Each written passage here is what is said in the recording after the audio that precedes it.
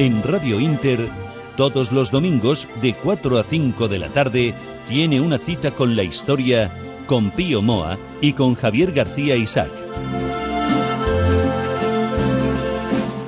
Cita con la historia. Presenta Javier García Isaac. Cita con la historia, cita con todos ustedes. Hoy, por desgracia, no tenemos a don Pío Moa. Yo creo que está afectado de ese virus, ese catarro que está atacando a media España y no nos puede acompañar hoy. Pero bueno, son notables las ausencias, pero son sobresalientes las presencias. Nos acompaña Pedro Fernández Barbadillo, que como todos ustedes saben, además de periodista, es doctor en Derecho Constitucional. Don Pedro, viejo conocido de estos micrófonos.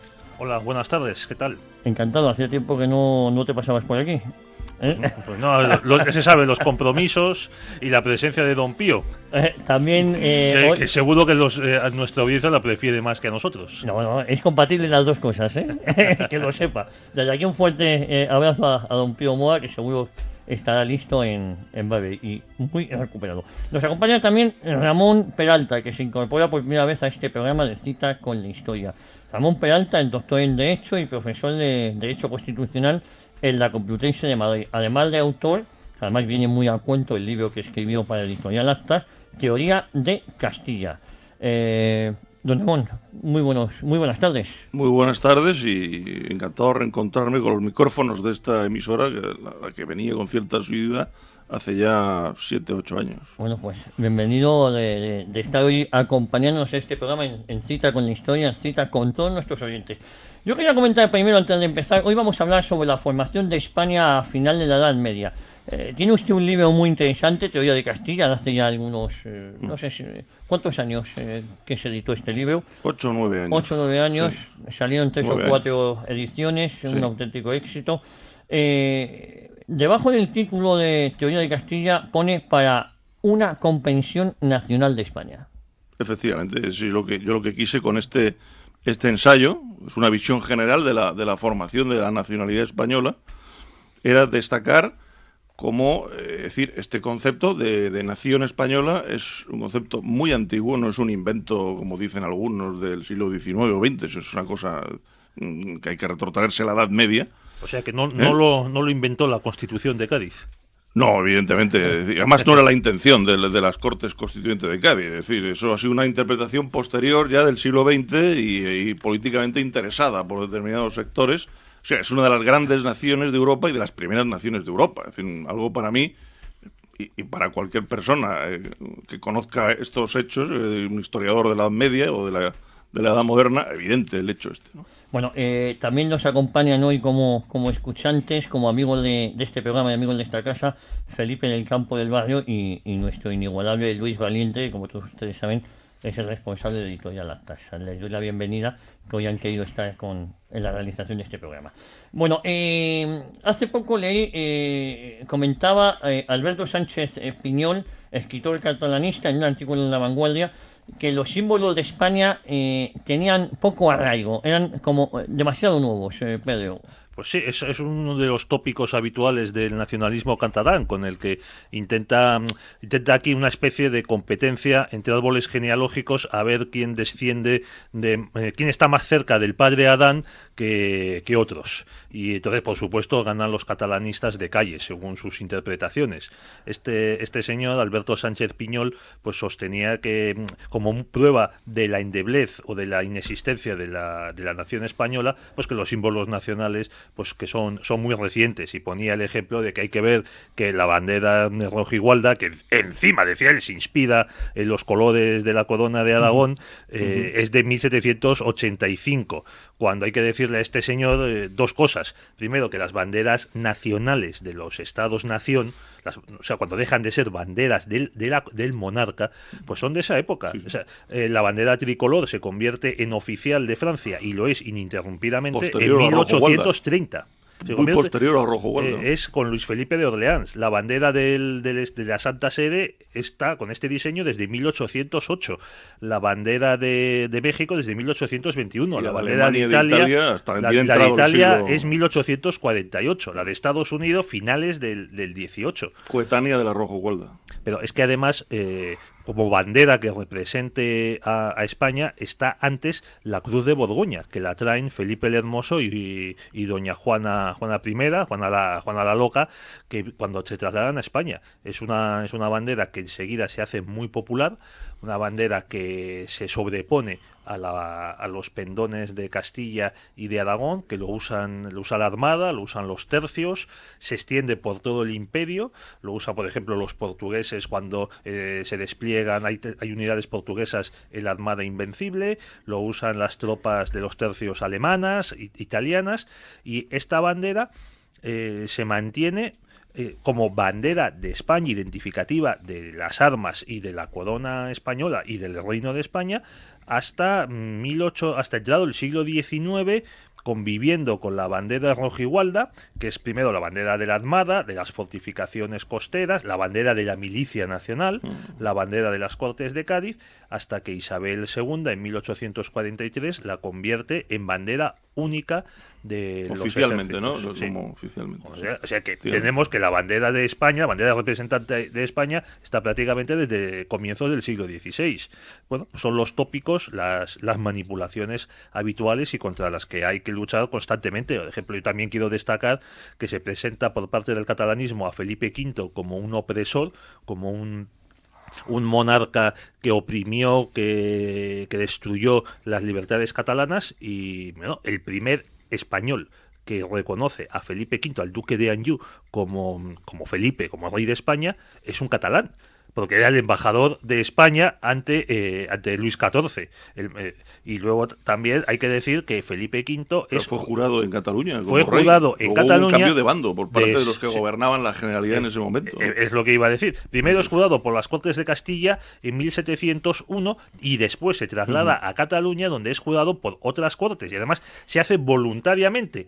Es después cuando desembarcan las tropas anglo-holandesas a cañonazo limpio. El primer bombardeo de esa guerra lo hacen los anglo-holandeses, cuando parte de la sociedad catalana cambia de bando, y entonces otras cortes revocan el juramento a Felipe V y lo trasladan a Carlos III. Pero este juramento se hace bajo ocupación militar extranjera. El otro, el primero, se hace libremente, sin tropas extranjeras en Cataluña. O sea que hay una manipulación descomunal de esto que llaman nacionalistas catalanes. Yo prefiero llamarlos ultrarregionalistas, ¿no? Porque si decimos nacionalistas le estamos dando la razón, con lo cual yo creo que lo más correcto es llamarle ultrarregionalistas. Es una inflamación de regionalismo, ¿no?, que manipula todo. Es decir, sobre todo este momento de la historia que para ellos es el momento estelar, ¿no?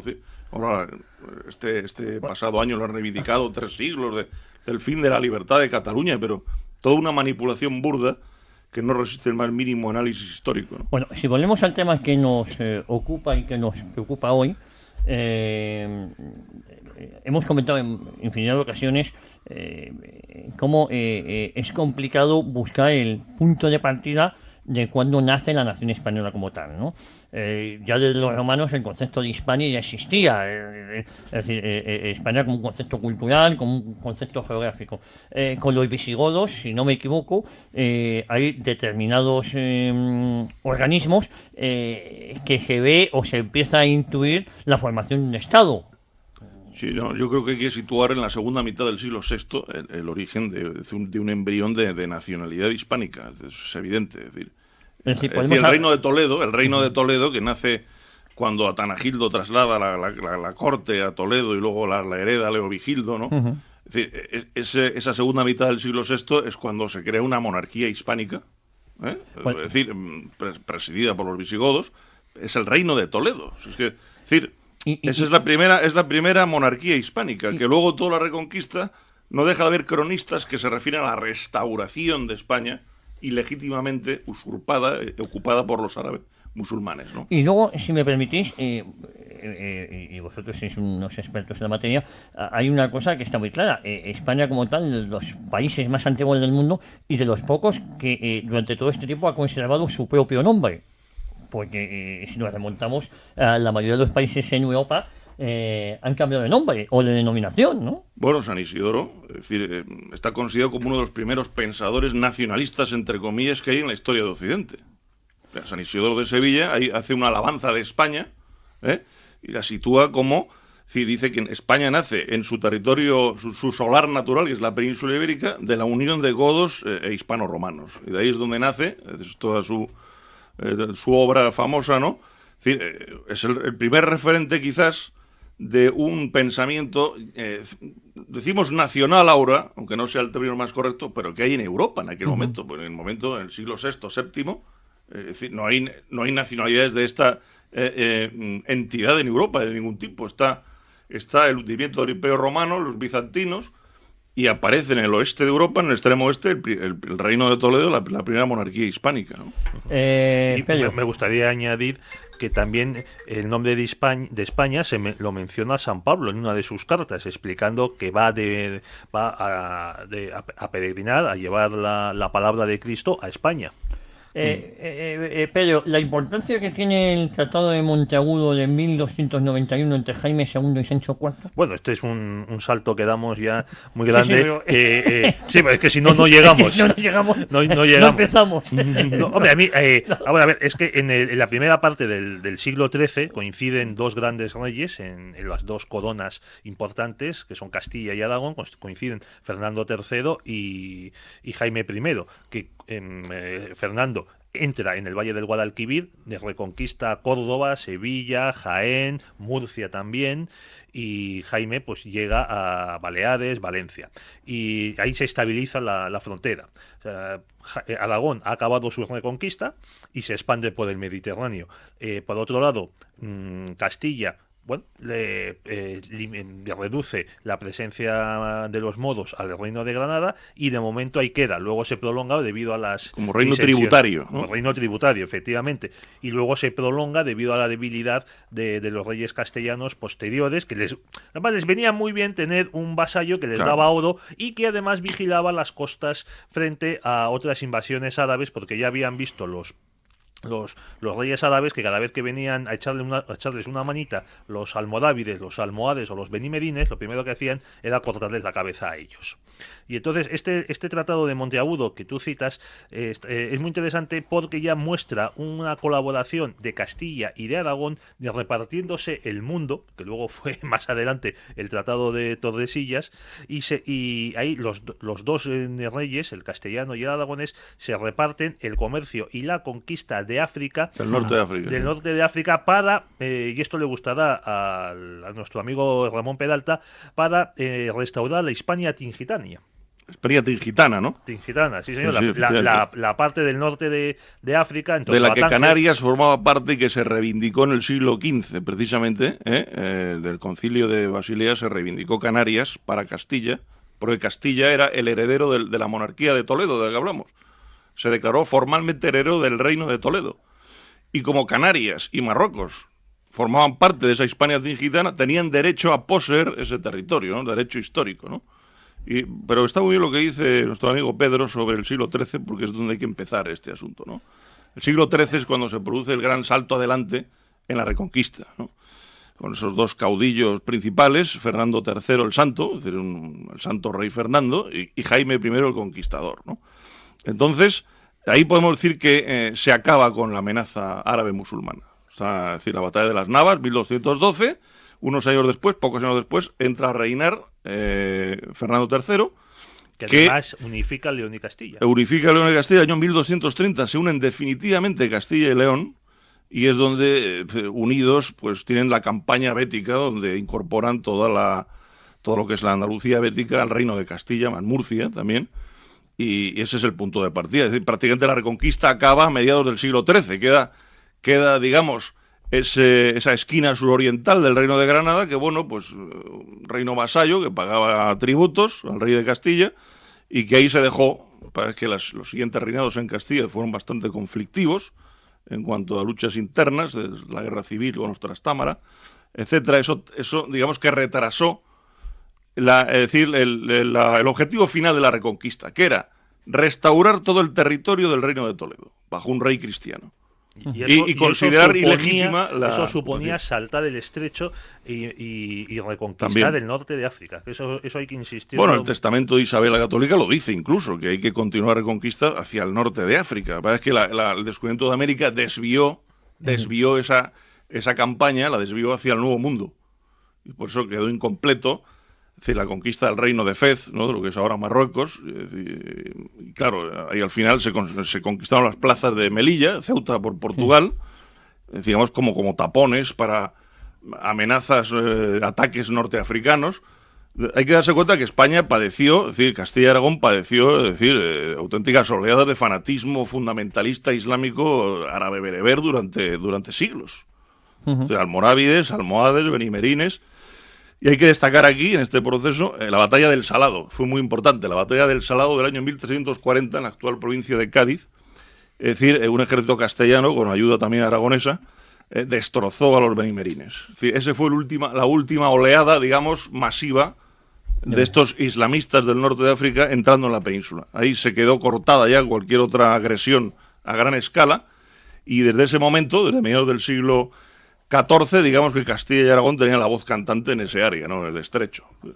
Me gustaría preguntaros, Pedro, Ramón, la unión de Castilla y Aragón, de los reyes católicos, ¿qué aportó cada reino, Pedro? A mí me gusta destacar que esta unión, que se suele presentar como un matrimonio desigual entre la Gran Castilla centralizadora, absorbente, según el dogma oficial, tanto el dogma progre como el dogma nacionalista, y un Aragón chiquitito, buenecito, simpatiquiti y tal, y pobrecito, que acabó metido en una alcoba con un castellano matón y chulesco, pues no es así, perdone que les diga.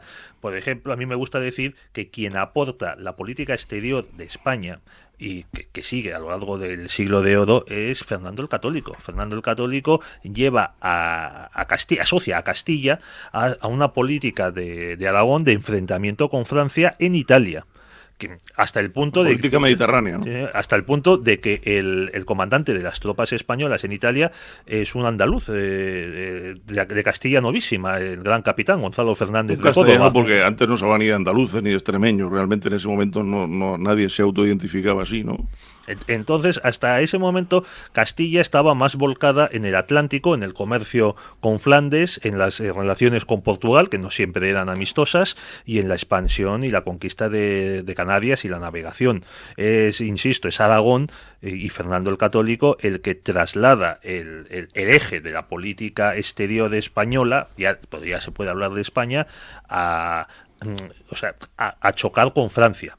Y luego la política de alianzas matrimoniales de los reyes católicos es cercar a Francia, porque empieza a haber matrimonios pues con la Casa de Borgoña. También una hija, Catalina de Aragón, es enviada a Londres para casar primero con el príncipe Arturo, el príncipe heredero de Gales. Lo que pasa es que fallece y luego casa con el sucesor, que acaba siendo ese saco de pus, con perdón, que fue Enrique VIII, que por cierto no se atrevió a decapitar a Catalina de Aragón porque su tío era, su sobrino era el emperador Carlos. Y entonces pocas bromas con los españoles en aquella época. Y otro asunto que aporta Aragón a la gran política española de entonces, es muy curioso, es el virreinato como modo de organización y de gobierno de las Indias, que entonces ya se había practicado en Italia. Entonces, Sicilia, el virreinato, además, esto lo explicaba muy bien Jaime Vicens Vives, lo adopta la corona de España como plantilla, y bueno, esto ha funcionado muy bien en Italia, pues vamos a usarlo en las Indias.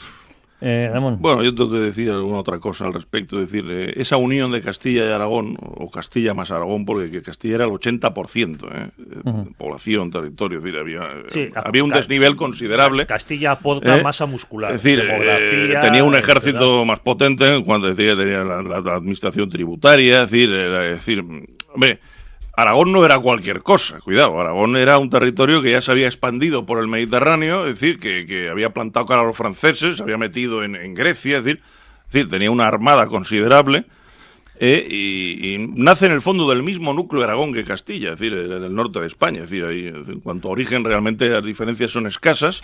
En el testamento de Sancho el Mayor. Efectivamente, es decir, Navarra es un poco el pivote del que salen los reinos de Castilla y de Aragón realmente, ¿no? Pero está claro que Castilla es el, digamos, el reino, además que se declara formalmente heredero del reino de Toledo. Se hace una hilación de rey visigodo, rey de Castilla y León. Hay una continuidad. Entonces, claro, además es una dinastía castellana, no lo olvidemos, los Trastámara es una dinastía castellana. son primos hermanos, Isabel de Castilla y Fernando de Aragón. En Cataluña no tuvieron ningún problema en apoyar a Fernando el Católico, ni en su origen a la dinastía Trastámara, no lo olvidemos. Con lo cual, esa fusión, que es una unión dinástica, la corona de Castilla y la corona de Aragón, era una unión natural. Es decir, muchos cronistas de Aragón y de Castilla, de los siglos anteriores, hablaban de que ese era el destino programático, sí, ¿no? de Hispania, ¿no? Que lo vienen a completar Isabel y Fernando en un momento que hay que decir de triunfo histórico total. Fíjense lo que pasa en ese reinado. Se acaba con el resto, ese musulmán que quedaba en España, que era el Reino de Granada, que era una cosa patética, ¿no? Es decir, es liquidado. Se incorpora a Castilla, el Reino de Granada, igual que Navarra se incorpora al Reino de Castilla también, con sus peculiaridades, el respeto de como reino, ¿no? Se incorpora a la corona de Castilla. Sí, si me permites, Ramón, quien incorpora Navarra a Castilla es Fernando el Católico. Sí. Pero Fernando el Católico, que era regente de Castilla y rey de Aragón, decide asociar Navarra a Castilla porque se temía que Francia, que entonces Navarra era un satélite de Francia, que Francia quisiese reconquistar Navarra y temía que Aragón no tuviese fuerzas suficientes para hacerlo, y por eso lo asocia no era tonto, Fernando, a Castilla. Evidentemente. Y lo que también hay que destacar mucho es que la punta de lanza del ejército castellano contra Navarra son soldados guipuzcoanos y alaveses. Sí, hombre, es que esa es otra historia. El presunto Euskadi, que nos venden ahora, es un invento antihistórico, antinacional, es decir, es un disparate. Es decir, este es un tema importante. Es decir, Vizcaya y Álava, ¿qué han sido? Es decir, en su origen, que yo en algún momento del libro Teoría de Castilla lo trato, eran parte del condado de Castilla. Es decir, Fernán González era conde en Álava. Vizcaya todavía no existía porque era el traspaís marítimo de Álava, era parte del condado de Álava. O sea, es decir, todas estas teorías, inventándose batallitas, no sé, las historias realmente patéticas, no tienen nada que ver con la defensa de Euskadi, que es un concepto de finales del siglo XIX. Antihistórico, antinacional. Vizcaya, Álava, sí. O sea, son realidades, territorios históricos hispánicos, con sus propias características. Por eso la importancia de este programa, para dejar las cosas claras y hablar de historia con mayúsculas. Bueno, me gustaría Tú que eres vizcaíno, Pedro, a ver, tienes que puntualizar, a ver. A eso iba, Ramón. Pues puntualizaré antes de irnos a publicidad. Hace unas 3 semanas, a finales de enero, se cumplió el 150 aniversario del nacimiento de Sabino Policarpo Aranagoidi, que es el inventor hemos hablado tú y yo de ese tema. Del PNV, y hay que ver, yo quiero destacarlo, que para los que dicen que el pensamiento o las ideas no son importantes, vamos, lo de Arana, uno lee los pensamientos de Arana y son de una estupidez, y de un fanatismo, de un racismo y de una cultura brutales. Ahora bien, las ideas, queridos oyentes, las ideas, por muy idiotas que sean, acaban teniendo consecuencias. Y ahí lo vemos. Si no se las combate, claramente. No vamos a ir a publicidad, no se mueva nadie, continuamos aquí en Cita con la Historia, Cita con todos ustedes, hablando sobre la formación de España a final de la Edad Media. Pues continuamos en Cita con la Historia, en este apasionante programa con Pedro Fernández Barbarillo y Ramón Peralta. O don Pedro Fernández Barbarillo y don Ramón Peralta. Tanto monta tanto, como Isabel y Fernando. Bueno, estamos no divagando, porque yo creo que todo tiene un nexo de unión. Hablamos sobre la formación de España a final de la Edad Media, nos habíamos quedado en lo que había aportado cada reino, que creo que ha sido... Pero yo tengo que decir al respecto, es decir, España como nación ya en la Edad Moderna es el resultado de la unión definitiva de Castilla más Aragón. Es decir, esto no tiene marcha atrás. Es decir, yo creo que ese es el dato fundamental. Lo que empezó siendo una unión dinástica se convirtió finalmente en la creación de una nación al inicio de la edad contemporánea. Y esta célebre bandera rojo-gualda, que es de las más antiguas del mundo, al margen de la Cruz de Borgoña, es de las más antiguas de los estados nacionales que hay también, pues quería reflejar el color de las armas de Castilla y de Aragón. Es decir, en su origen, es decir, en 1785, eso es lo que mejor reflejaba los colores de Castilla y de Aragón, que eran el rojo y el gualda, básicamente. No, es que tenemos las bandas rojas y amarillas de la corona de Aragón, y luego de Castilla tenemos el fondo rojo y el castillo dorado, con lo cual eran los colores propios de Castilla más Aragón. Bueno, eso es la bandera de España. Bueno, es que también hay que decir que en la época de Carlos I de España y V de Alemania, la Guardia Real, que es una institución establecida, por cierto, por Fernando el Católico, después de sufrir un atentado de un loco en Barcelona, creo que es la primera Guardia Real que se establece en Europa, un poco antes de la que se establece el Papa. Bueno, pues la Guardia Real y los servidores personales del monarca llevaban uniforme, eran de los pocos que llevaban uniforme, pues por el gasto que suponía para la hacienda. Y ese uniforme tenía como base los colores rojo y amarillo. Exactamente. Esos son los colores hispánicos. Bueno. El color rojo, guarda, que lo retoma la bandera de finales del 18 hasta ahora. Y quiero decir algo al respecto de esta bandera. Esa banda morada que se inventó el año 31 es completamente antihistórica. Es decir, eso que algunos ahora sacan esa bandera con una franja morada, no es una bandera histórica de España. Eso fue una decisión del año 31 de un parlamento por determinada orientación radical ideológica que decidió interpretar que ese era el color del pendón de Castilla, cosa que es falsa, que es rojo, es evidente, rojo con el castillo dorado, con una intención que no la quiero calificar aquí, porque era la intención de dividir sobre un símbolo básico de toda nación, que es su bandera. Era algo totalmente innecesario, cosa que a la Primera República jamás se le ocurrió modificar ese color que además se identificaba en España con el régimen constitucional. Es decir, es la bandera de la lucha contra los franceses, de las Cortes de Cádiz. Tanto los liberales como los carlistas la llevaban en las guerras. La bandera rojo-gualda está completamente asimilada. Bueno, es que la Primera República lo único que hace es eliminar del escudo los elementos monárquicos y borbónicos. La corona, solo quita la corona. Aquí viene y sin embargo, a mí me gustaría añadir otro asunto, porque se está hablando por parte del Coletas y demás compañeros mártires que la bandera bicolor es la bandera del franquismo, la bandera de los fachas. Eso ya lo ha demostrado Ramón Peralta, que es mentira, pero yo quiero añadir que, claro, ellos dicen que la bandera tricolor es la bandera democrática y, vamos a ver, la única bandera que ha sido refrendada por el pueblo español es la bandera bicolor en el referéndum de la Constitución del 78, porque hay que recordarles a estos señores que la Constitución del 31 no se aprueba en referéndum. Y digo más, los jefes, esto que te dicen ahora de que hay que elegir el jefe del Estado como las repúblicas. En los 6 jefes de Estado que tenemos en las 2 repúblicas, ninguno de ellos fue electo por los ciudadanos, fueron electos por el Parlamento. No eran presidencialistas, eran parlamentarios, efectivamente. No se me vayan ustedes por las ramas, porque veo que al final volvemos. No, es que el tema de la bandera, la manipulación de ese símbolo con intención partidista es una cosa muy grave, porque yo creo que en el 31 esa es la intención, dividir al pueblo sobre su símbolo identitario. Y además lo consiguieron. Sí, y paradójicamente el alzamiento del 18 de julio se hace bajo la bandera tricolor.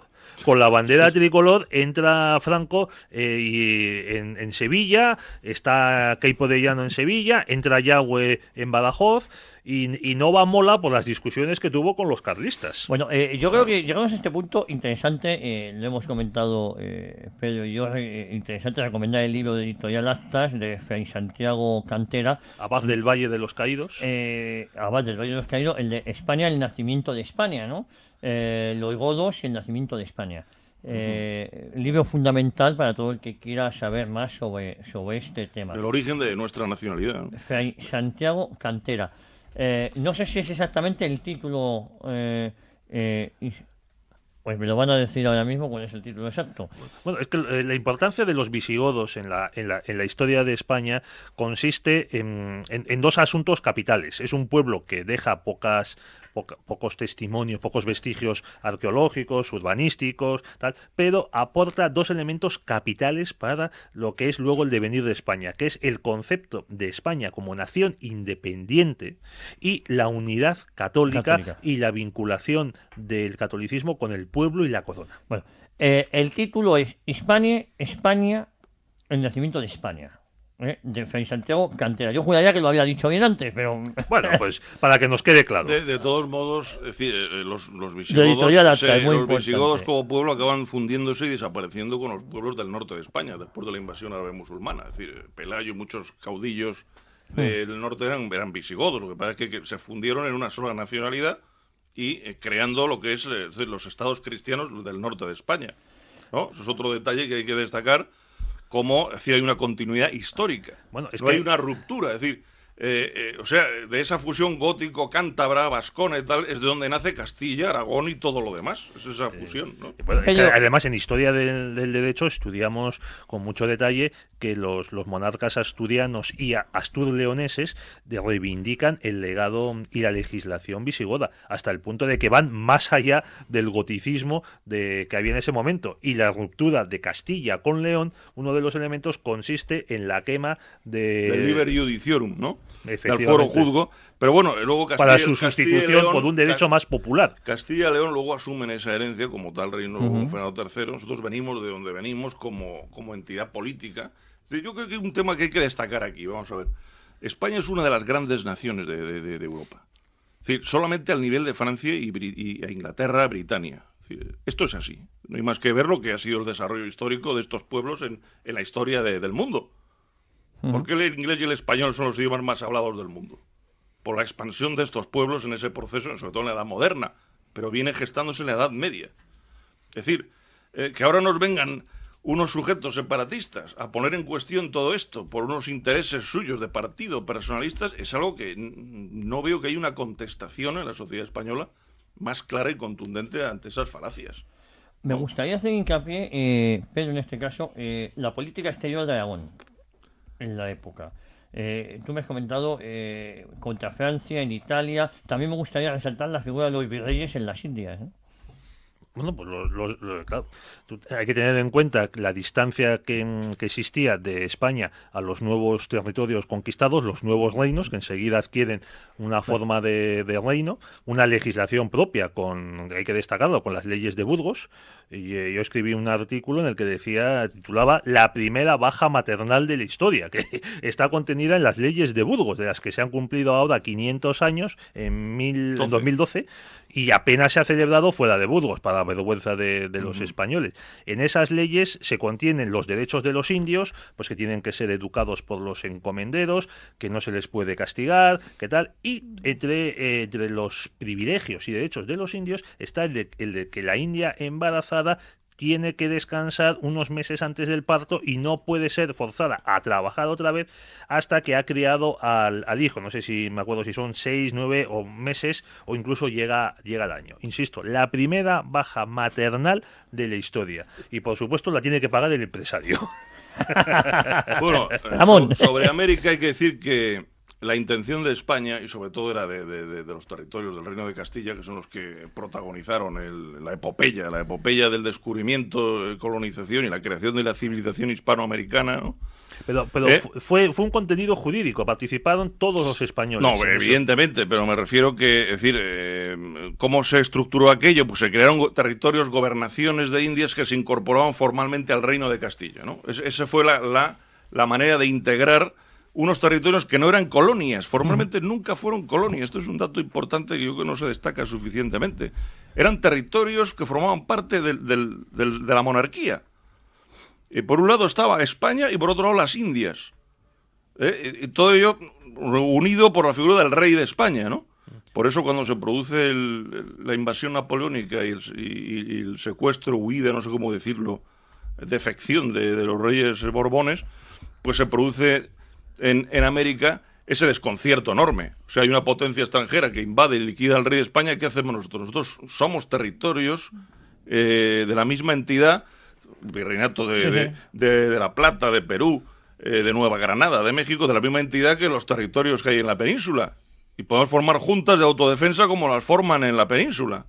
O sea, este es el origen que luego ya, claro, aquello luego degeneró por influencia de pues, sociedades secretas inglesas, sobre todo, degeneró en un separatismo que a los únicos que ha perjudicado, francamente, es a los pueblos hispanoamericanos, ¿no? Es decir, pasaron a formar parte de una gran monarquía bicontinental, se convirtió en una constelación de repúblicas realmente depredadas por un auténtico colonizador, que era el inglés primero y el norteamericano después, ¿no? Sí. Este es un tema que también se habla poco, ¿no? Sí, a mí me gusta decir que cuando la Nueva España entra en el siglo XIX es, primero Alexander Humboldt, sí, el gran geógrafo alemán, pasa por Nueva España y queda asombrado de la belleza y de la hermosura de la Ciudad de México, que le llama la ciudad de los palacios, y más la llama varias veces la opulenta México. Y Washington parecía una aldea, ¿no? Exactamente, Washington se estaba Efectivamente. construyendo Ahora, hacia exactamente. 1800 y demás. Y ese territorio inmenso, cuando se independiza de España, es que llegaba desde Panamá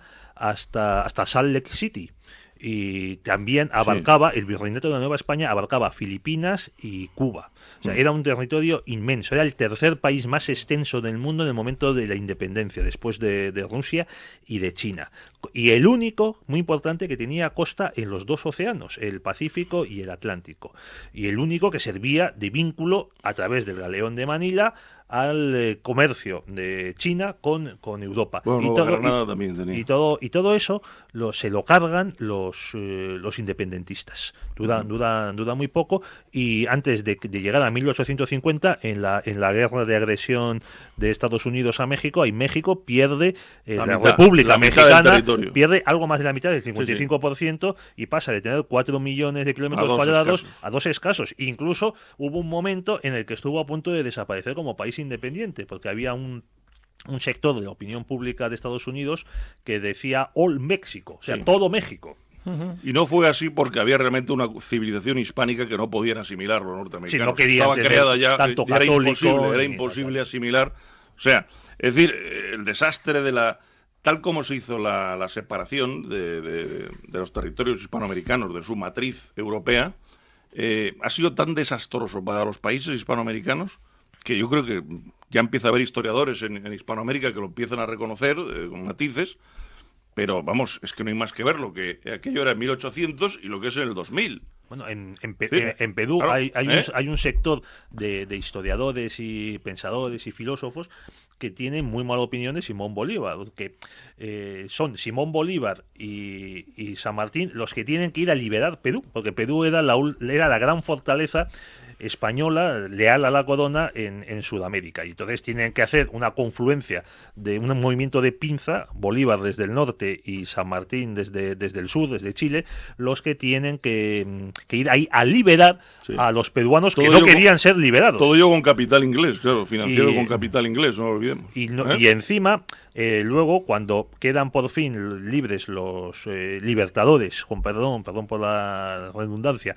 para diseñar el nuevo Perú, a Perú le amputan el Alto Perú, Bolivia. Veo Sí. que nos hemos ido al siglo XIX, que yo creo que es el origen del mal Sí, de... pero no, porque la nación española, Sí, sí. como dicen las Cortes de Cádiz, es bicontinental. Es decir, al que hablar de la nación española realmente tiene ese Sí, carácter sí. euroamericano. Pero quizás el siglo Realmente, ¿no? XIX sea el punto de inflexión, la auténtica decadencia de España, quizás con las guerras napoleónicas, que es lo que hace que al final perdamos las No, mal llamadas no, sí. colonias, las provincias de ultramar. Colonias, no, es exactamente, la invasión napoleónica supuso un colapso de lo que era, es decir, lo que era la monarquía española, es evidente, y luego lo que vino después, las décadas que vinieron después.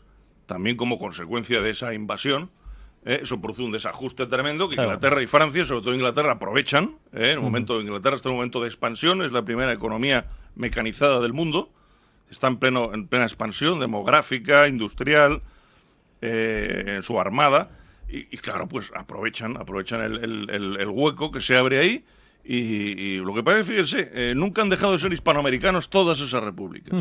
Y eso que Inglaterra ha intentado, por activa y por pasiva, quedarse con todo lo que pudiera pillar ahí. Y lo más que Fueron se le va a rechazados caer. en Colombia, rechazados en Buenos Aires, en Canarias también han intentado quedarse. Sí. En Nicaragua. Realmente Inglaterra no ha conseguido sacarnos realmente nada en el ámbito hispánico. Es decir, Sí, bueno, pero sí ha Gibraltar, desestabilizado, Gibraltar, ¿no? Oye, si os parece, vamos a hacer la última pausa publicitaria y continuamos aquí en Cita con la Historia, cita hoy con don Pedro Fernández de Alvarillo y con Ramón Peralta. Ya estamos de vuelta, estamos en la recta final del programa y para no irnos por las ramas, don Pedro Peralta, importante. Pedro Peralta, no, ya estás fundido. Don Ramón Peralta. Nos has fundido ya. Es que- Nos has fundido en tu subconsciente. Ustedes- Nos has fundido en uno. Ustedes me están Nos has desobedeciendo mucho, solo quiero decir eso, pero vamos. ver. Bueno, Sí. don Ramón Peralta, naturaleza del Reino de Castilla para volver al... La naturaleza al tema. política, sí, conectando con lo que decía Pedro, de que parece que Castilla era una pandilla no sé, de mamelucos absolutistas y tal. Todo esto es una falacia, como está muy bien demostrado, ¿no? Es decir, ya hasta los historiadores ingleses reconocen que, es decir, la democracia como tal idea después de Grecia y del mundo clásico, digamos, se recrea en la Baja Edad Media en Castilla y León. Esto ya tenemos autores ingleses, profesores en Oxford, que así lo dicen. O sea, es decir, la idea de que el reino es un conjunto donde deben estar representados sus distintas partes o estamentos, incluido el estamento popular ciudadano, digamos, se concreta a finales del siglo XII y XIII en Castilla y León.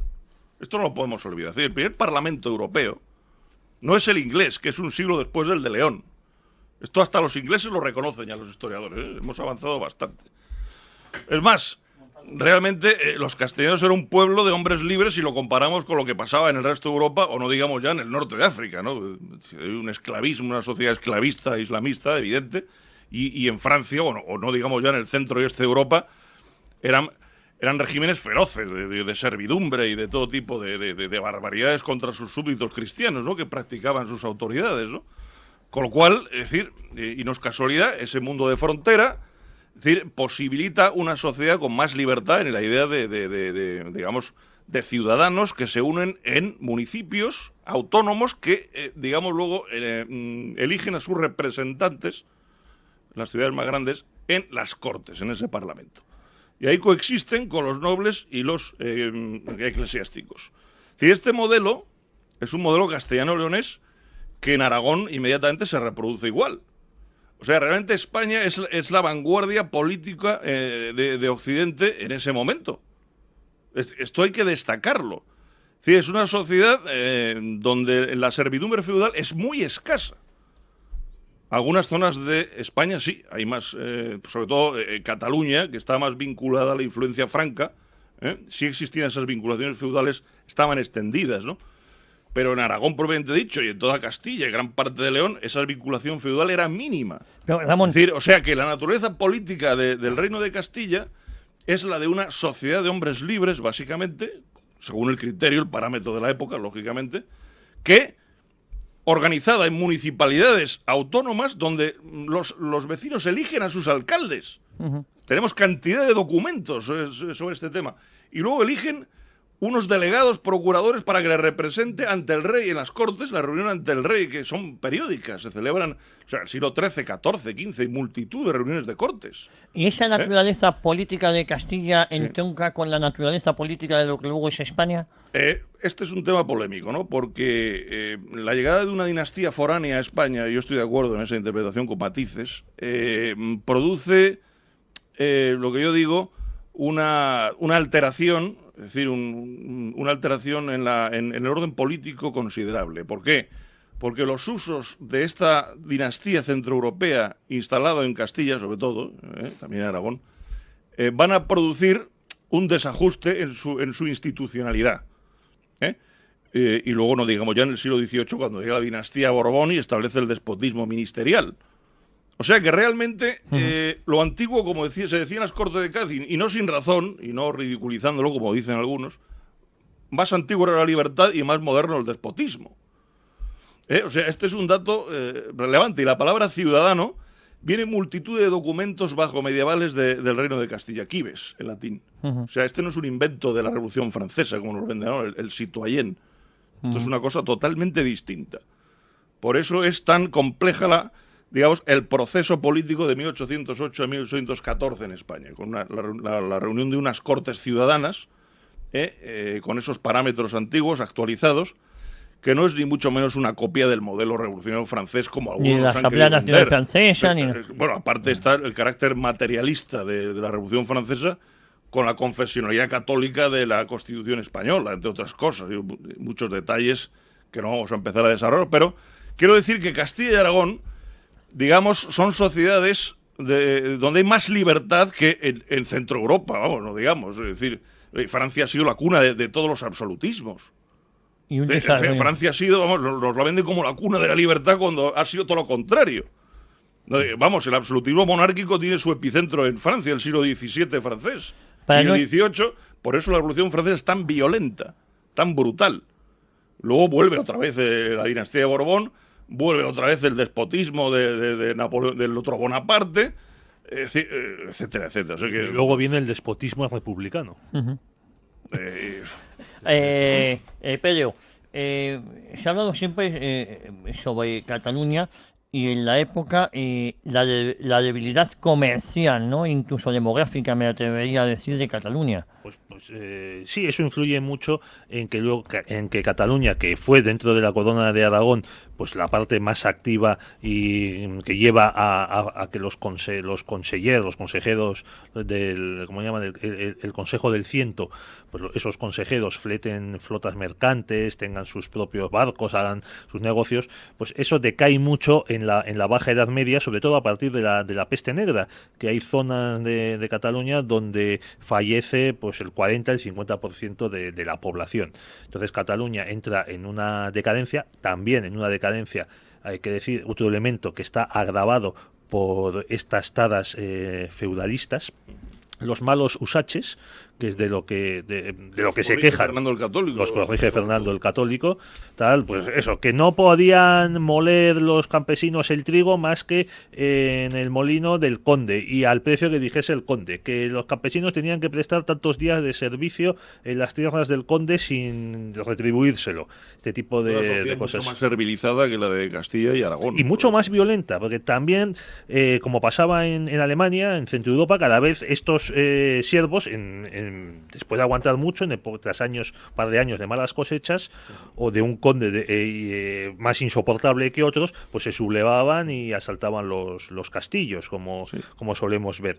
Pero, claro, esta demografía decadente, este comercio menguante, también influye mucho luego en lo que es la España futura. Hay que decir que el Tratado de Tordesillas entre Castilla y Portugal influye en que jurídicamente quede apartada de la conquista de las Indias la corona de Aragón.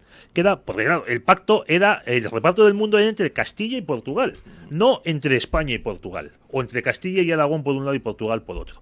Pero eso no quiere decir que los aragoneses no participasen en la conquista de las Indias. Lo que pasa es que los catalanes, también por lo que venimos diciendo, ellos conocían muy bien el Mediterráneo, navegaban y comerciaban con Marsella, con las islas italianas, con Nápoles, con Orán, con el norte de África, con Túnez, con Malta, y de momento ahí se sentían bien porque no daban para más, porque era un asunto muy limitado. Esto no quiere decir que quedasen excluidos del comercio de las Indias, hay que insistirlo. Hay un libro del historiador Carlos Martínez So sobre este asunto, editado a principios de los 80, y él insiste en que lo que pasa es que Sevilla es el centro de organización del tráfico mercantil con las Indias. Pero luego, estando en Sevilla, teniendo un agente en Sevilla, podía comerciar todo el mundo. Comerciaban catalanes, vascos, montañeses, flamencos, alemanes, italianos, gallegos. Lo que pasa es que en Sevilla estaba concentrado el tráfico, había ese monopolio de la casa de contratación el siglo XVIII, que se abre hasta Carlos III. El siglo XVIII, donde es cuando empieza a capitalizarse la economía catalana, con todo lo que venía de América. Sí, pero, ahí empieza el capital catalán a crecer con la apertura del puerto de Barcelona comercial con los puertos americanos. Me gustaría añadir, no nos distraigamos, que este monopolio tenía varios motivos, y uno de ellos era el motivo fiscal de asegurar que la corona recibía el quinto real, y, o sea, que para evitar el contrabando y para cobrar impuestos. Y que esta práctica del monopolio, del estanco, como se llamaba entonces, era lo extendido a finales de la Edad Media y durante la Edad Moderna, y era también lo que pedían a veces los comerciantes catalanes y no podían conseguir.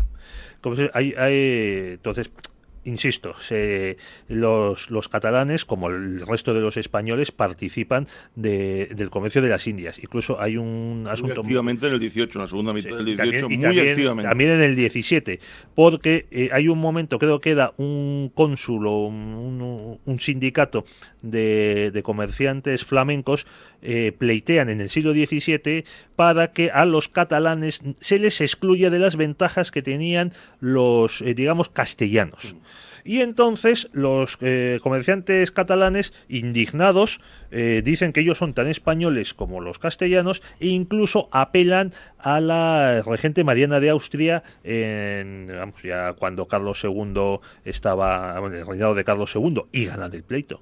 Bueno, nos quedan 5 minutos, Ramón. Vamos a ir haciendo un breve análisis de lo comentado aquí hoy. Bueno, el análisis es que a finales del siglo XV al unirse Castilla y Aragón, nace la moderna nacionalidad española, una de las primeras de Europa, como digamos, de nación con esa entidad, solo comparable a Francia. Yo creo que Francia y España son realmente las grandes naciones del siglo XV, XVI, XVII, XVIII, hasta que aparece Inglaterra, sobre todo por eso, por ponerse al frente, la vanguardia de la nueva economía mecanizada, ¿no? Eso es lo que le produce un salto adelante sobre Francia y España, que eran las que desde el siglo XV dominaban el mundo. Se partían el bacalao. Fíjense que claro, es decir, en América cuando llegaron los españoles, hasta que no topaban con ingleses o franceses, seguían porque no tenían rival. O sea, es decir, solo cuando chocaban estos países se producía, ¿no? Eran los grandes pueblos de la vanguardia de la humanidad, lo han sido en todos los aspectos, político, social, económico, filosófico, y yo creo que de esto debemos sentirnos conscientes y orgullosos de que España, en esa unión de Castilla más Aragón, repito, unión definitiva, fusión, ya en el siglo XIX, definitiva fusión de Castilla y Aragón, genera la nación española de una manera natural. Es entendible, cuando uno va al extranjero y gente de fuera comentan la problemática que tenemos en España de que bastante antiespañol, no muchos, son profundamente antiespañoles, es una cosa que llama profundamente la atención fuera de España, ¿no? Es decir, que es un fenómeno que se da en pocos países. En España se da que hay mucho energúmeno que, aun siendo español... Ignorancia, egoísmo, fallas del sistema político, pues todo eso lo unes y... Bueno, es la decadencia que afectó a otros pueblos, como puede ser pues el Imperio Romano, como afectó, por ejemplo, al Imperio Austriaco, el Imperio Austrohúngaro, eso lo cuenta muy bien Stefan Zweig. Lo que pasa es que a mí me gusta pensar que España es un país que intenta destruirse desde hace siglo y medio y no lo ha conseguido, por tanto somos muy fuertes. Y también como curiosidad quisiera añadir, para que quede constancia de lo pétreo que parece ser España, es que las fronteras de España con sus dos vecinos, Portugal y Francia, son más estables, ¿no? Apenas se han modificado desde el siglo XVII. Desde la independencia de Portugal, reconocida en 1668, solo han cambiado una vez, que es la conquista de Olivenza, además por Godoy. Olivenza, Godoy, que se quería quedar medio Portugal, y al final se quedó con Olivenza. Pero que es un caso extraordinario en la historia del mundo, que, salvo el caso de islas, las fronteras entre países más estables de la historia, conocidas desde los últimos 3 siglos, son las que tiene España con sus dos vecinos. Sí. O sea, esto yo creo que se puede interpretar como una especie de señal o de designio de que la nacionalidad española está construida y firmemente construida. Esperemos que siga así. Pues, don Pedro, ha sido un placer tenerle hoy aquí. En próximos programas seguimos contando con su presencia. Don Pedro Fernández Barbadillo. Pues encantado de estar con ustedes. Muy interesante los tweets que usted pone, ¿eh? Hay que seguirle muy de cerca. ¿Cuál es su tweet? Pues es PF Barbadillo. Lo digo que lo diga usted, yo me lo sé, pero... Y don Ramón Peralta, profesor de Derecho Constitucional de la Complutense. ¿Cómo está la Complutense? Pues bueno, la Complutense está en una fase electoral ahora, y veremos lo que sucede, ¿no? ¿Su candidato favorito dentro de los 4, si no me equivoco, que hay? Pues es que yo no sé ni quiénes son, la verdad. Es decir, pues mejor que no lo sepa, porque no creo que le vaya a emocionar ninguno de lo que se presenta. Obviamente. Yo espero, mira, la Universidad Complutense, que es la universidad en su origen cisneriana, me gustaría que hubiera un rector a la altura de Cisneros, ¿no? Claro, sí, bueno, va a ser muy complicado. Bueno, el primer paso será echar al que hay ahora mismo. Sí. Ese sería un buen paso. Don Javier, hay que dedicar un programa al cardenal Cisneros. Bueno, me apunto a ese programa. Le cojo el guante. En los próximos días hablaremos de la política de alianza de los Austrias a través de los 4 matrimonios de Felipe II, así como los problemas sucesorios de la falta de heredero varón. Muchísimas gracias, don Ramón Peralta, don Pedro Fernández Barbadillo, a todos ustedes, muchísimas gracias por su fidelidad, y yo prometo, Dios mediante, que intentaremos estar aquí el próximo domingo a las 4 de la tarde. Muchas gracias.